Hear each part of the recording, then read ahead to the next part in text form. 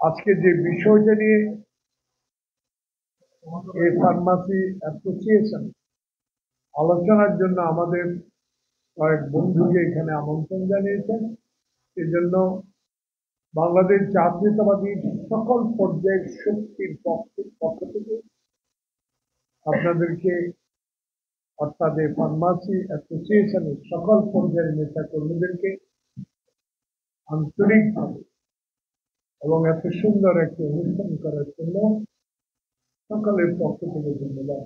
আমি আহ্বান জানাবো, আমি বেশি কথা বলবো, কারণ আমাদের আরেকটা কয়েকটা গুরুত্বপূর্ণ বৈঠক আছে। আমার এখান থেকে অনেক দূরে যেতে হবে, এই কোনাপাড়া।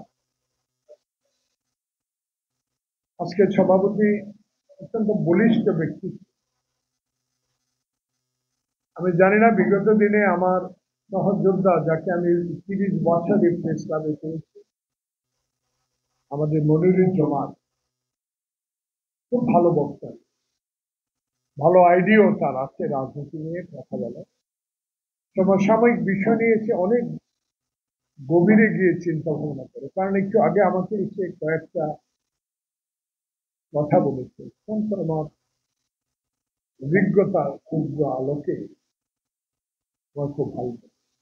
মনিরুজ্জামানের আহ্বানে আমি আমার বামে বসা সভাপতি এবি সিদ্দিকী হালদার অনুষ্ঠানটা করতেছি। আমি প্রথমেই তাদেরকে জিজ্ঞাসা করলাম যে এই ফার্মাসি অ্যাসোসিয়েশন, জাতীয় ফার্মাসি অ্যাসোসিয়েশন, আপনারা অতীতে কাজগুলা কেন করতে পারেন নাই, কেন আপনারা এগোতে পারেন নাই, বিভিন্ন কথা ওনারা বলেছে। সেই জন্য আমি বিশেষ করে মনিরের জমানের কারণে আজকে এটা আমার অনেক গুরুত্বপূর্ণ কাজ। আমাদের একটি বিডিওর একটা নির্বাচন,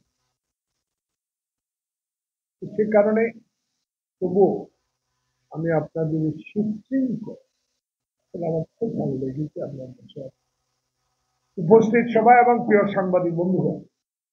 এখানে আমার সহযোদ্ধা, আমাদের ধর্ম সচিব, ধর্ম সম্পাদক, অত্যন্ত বলিষ্ঠ। তার একটা ছবি দেখে আমার চেয়েও বেশি রক্ষা। আর অন্যায় ছিল সেদিন খালেদা জিয়ার জন্য মসজিদের ভিতর দোয়া কেন করে। আমার মনে পড়ে 1997 সালের শেষ অথবা মধ্যবর্তী